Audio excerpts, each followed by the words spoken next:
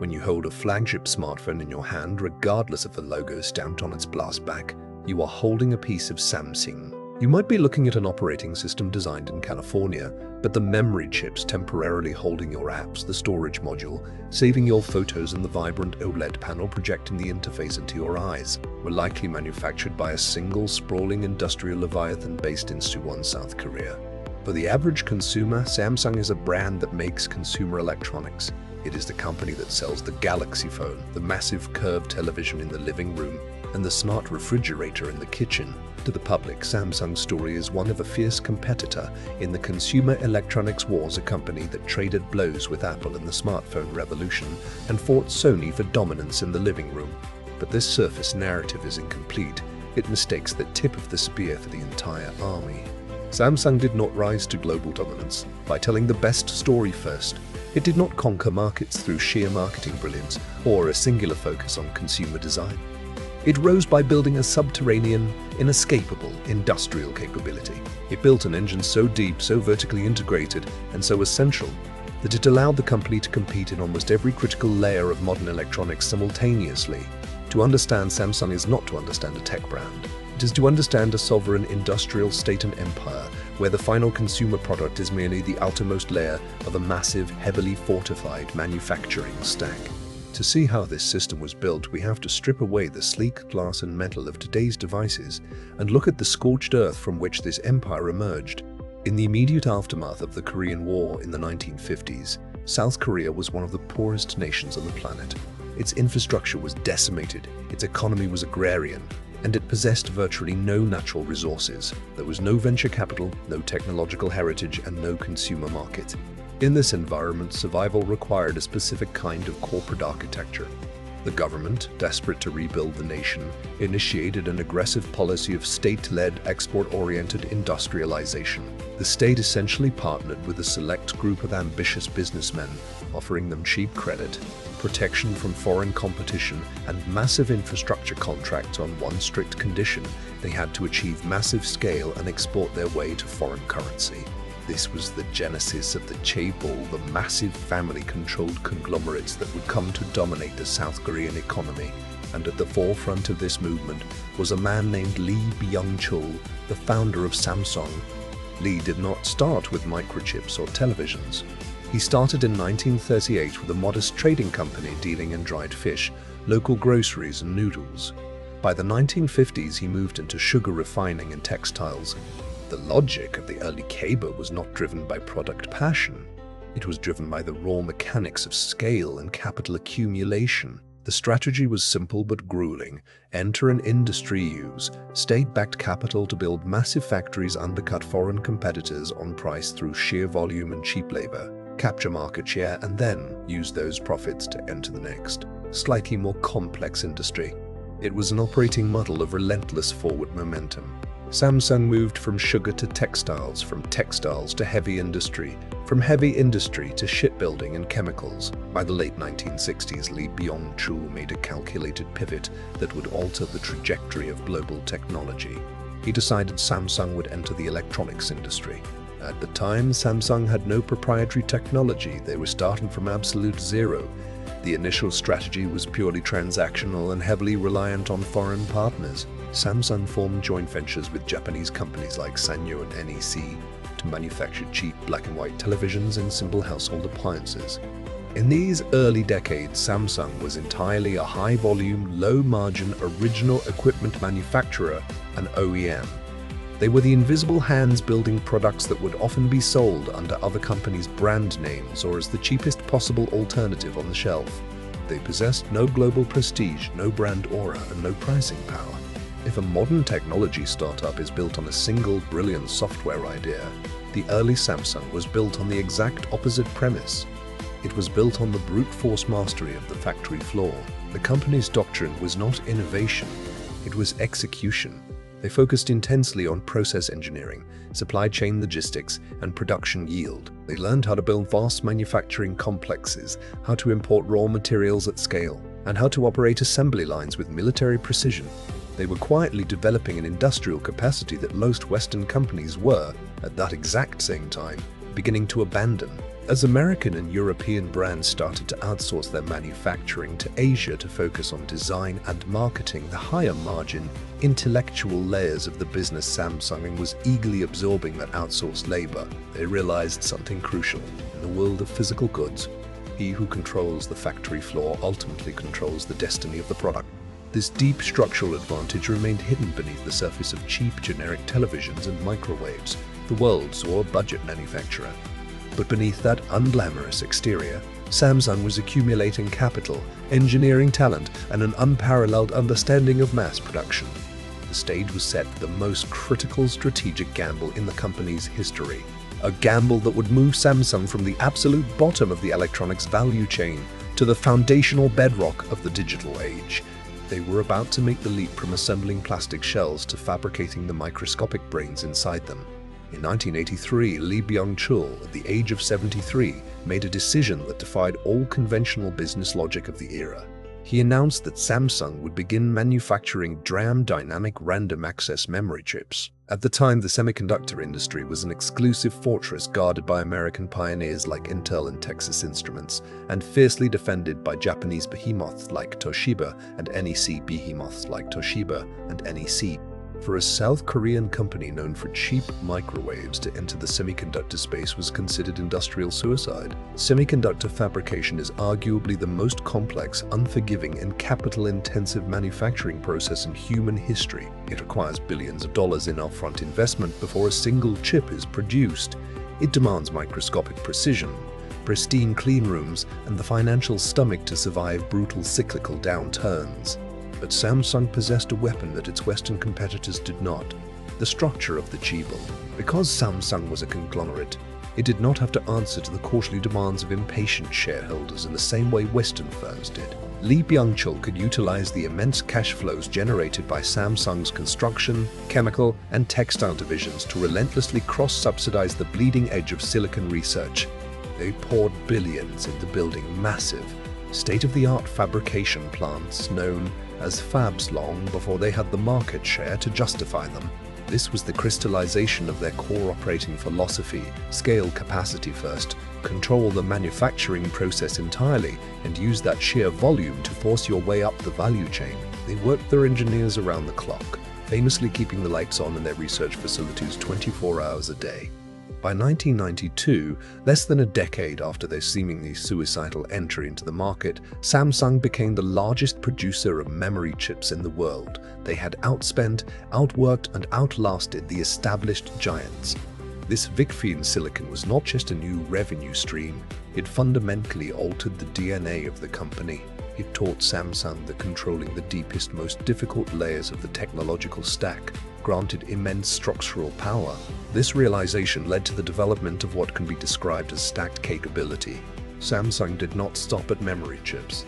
They applied the exact same playbook to display technology. While other companies were comfortable buying screens from third-party suppliers, Samsung invested heavily in liquid crystal display (LCD) research, eventually transitioning to mastering organic light-emitting diode (OLED) technology. They pushed into advanced battery production. They expanded their fabrication capabilities to include image sensors and logic chips. They were systematically building a vertically integrated empire. They were becoming the company that made the components that made the modern world run. However, moving up the value chain required more than just industrial muscle. It required a transformation in identity. In the late 1980s, Lee Byung-chul passed away, and his son, Lee Kun-hee, took control of the empire. Lee Kun-hee surveyed the vast, powerful manufacturing machine his father had built and realized a terrifying truth.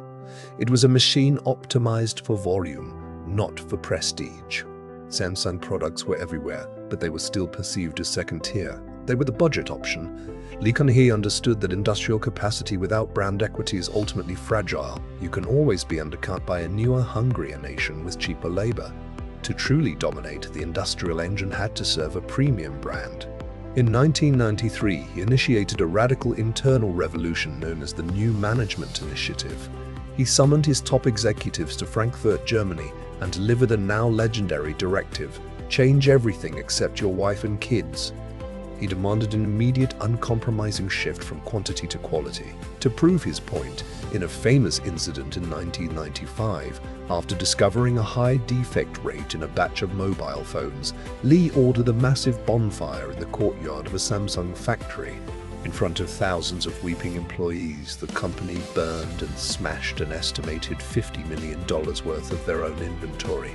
This was not empty corporate theater, it was a violent recalibration of their industrial doctrine.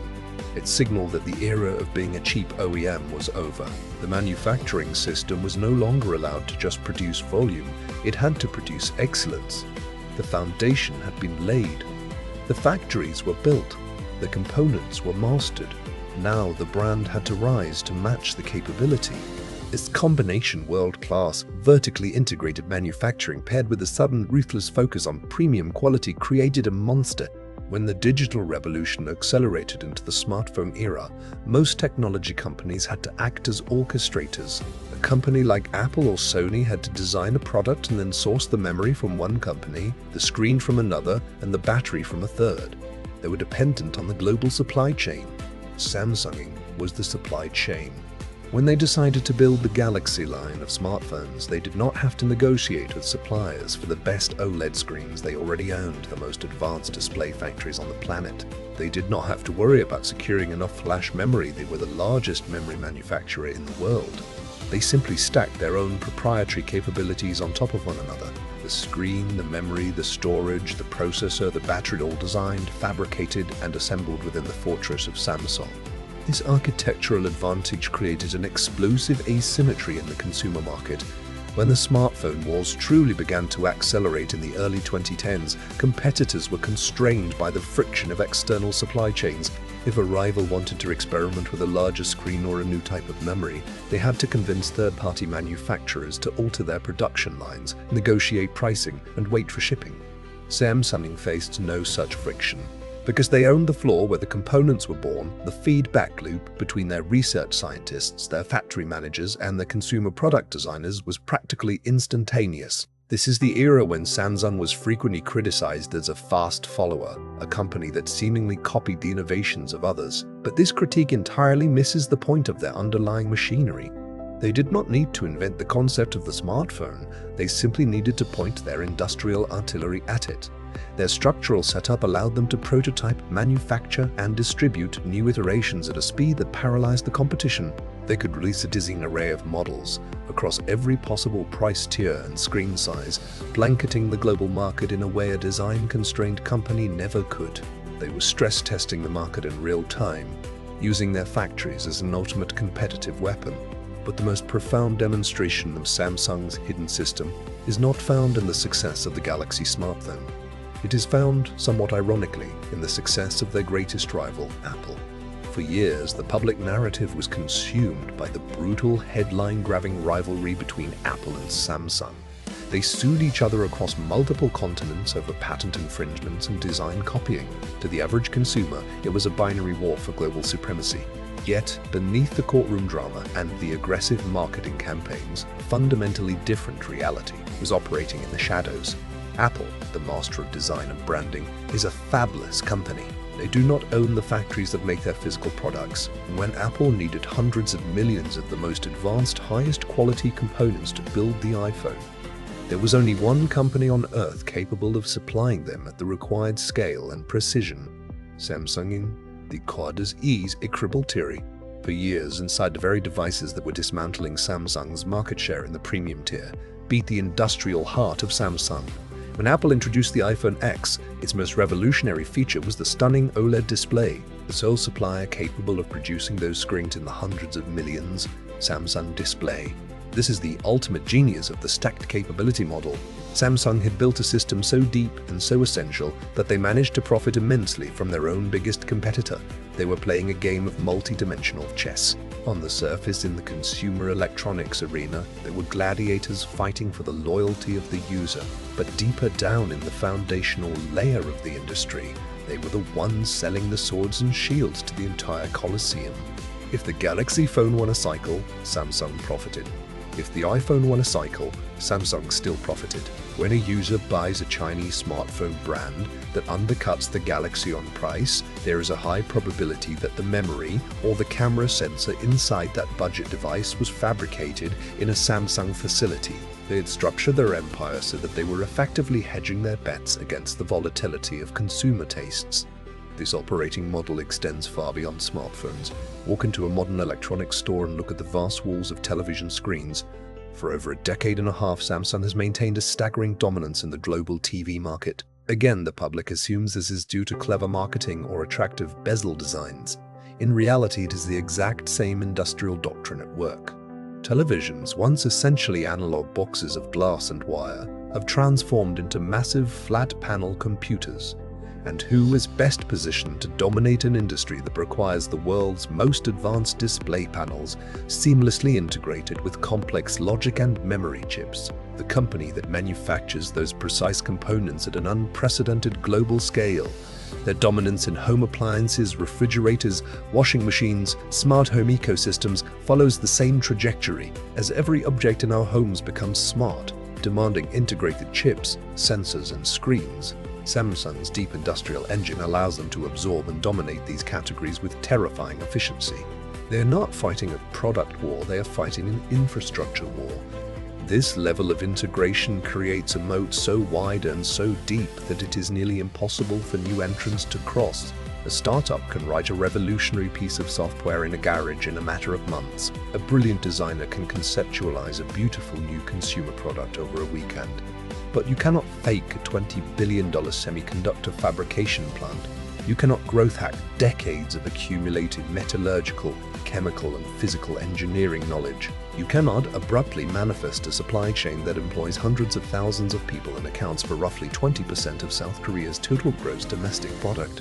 Samsung became inevitable because they embraced the brutal, unglamorous reality of atoms over the seductive illusion of bits. In an era where the tech industry became increasingly obsessed with asset-light software models, cloud computing, and social networks where the physical world was viewed as an annoying constraint to be abstracted away, Samsung dug their trenches deeper into the physical reality of manufacturing.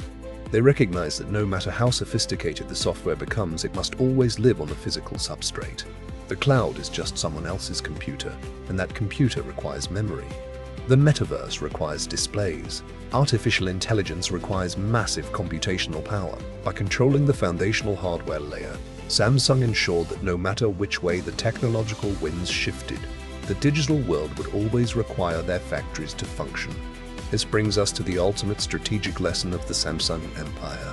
When we study business success, we're often seduced by the visible layers of triumph. We study the charismatic founders, the viral marketing campaigns, the elegant user interfaces, and the carefully crafted brand narratives. We are taught that controlling the consumer relationship is the ultimate prize in modern commerce. But Samsung presents a stark, undeniable counter-narrative. They prove that there is a different, heavily armored path to absolute dominance. They show us that while many successful brands are born from marketing and storytelling, true, unshakable empires are born from the relentless mastery of industry. If you only control the story, your success is tied to the fragile whims of consumer preference and public perception. A better story from a rival can dethrone you overnight. But if you control the capability, if you own the raw physical capacity to build the underlying architecture of the market itself, you dictate the rules of the game. Samsung did not win by simply making a better product. They won by building the machine that makes the product. And in the brutally competitive arena of global technology, the company that owns the machine does not just compete in the future, they manufacture it. Which company should we decode next? The one with the stronger narrative, or the one with the deeper industrial engine?